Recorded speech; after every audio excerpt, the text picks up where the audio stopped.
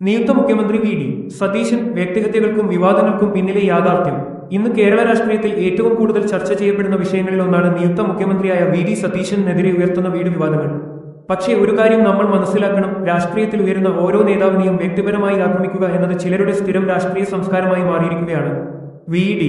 സതീശൻ ഇന്ന് കേരളത്തിന്റെ ജനങ്ങൾ വിശ്വാസത്തോടെ മുന്നോട്ട് നിർത്തുന്ന നേതാവാണ്. 2001 മുതൽ തുടർച്ചയായി ജനങ്ങൾ നിയമസഭയിലേക്ക് തെരഞ്ഞെടുത്ത ഒരാൾ, ജനകീയ വിഷയങ്ങളിൽ ശക്തമായി നിലപാടെടുത്ത രാഷ്ട്രീയ പ്രവർത്തകൻ. അത്തരമൊരു വ്യക്തി മുഖ്യമന്ത്രി പദത്തിലേക്ക് ഉയരുമ്പോൾ അദ്ദേഹത്തിന്റെ രാഷ്ട്രീയ ആശയങ്ങളെ നേരിടാൻ കഴിയാത്തവർ വ്യക്തിപരമായ ആക്രമണങ്ങളിലേക്ക് പോകുന്നത് അത്ഭുതപ്പെടുത്തേണ്ട കാര്യമല്ല. പറവൂരിലെ വീടിനെക്കുറിച്ചാണ് ഇന്ന് വലിയ രീതിയിൽ പ്രചാരണം നടത്തുന്നത്.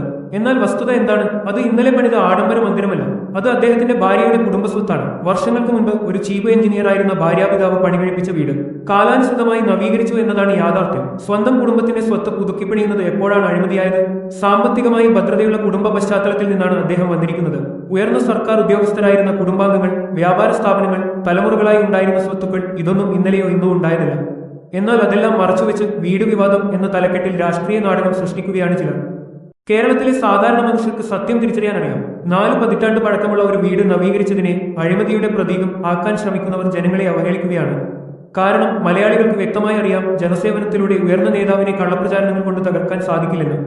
ഇന്ന് ആവശ്യം വ്യക്തിഹത്യകളല്ല, കേരളത്തിന്റെ വികസനത്തെക്കുറിച്ചുള്ള ചർച്ചകളാണ്. ഇന്ന് ആവശ്യം അസൂയല്ല, ജനങ്ങളുടെ പ്രതീക്ഷകൾക്ക് നേതൃത്വം നൽകുന്ന രാഷ്ട്രീയമാണ്. വി.ഡി.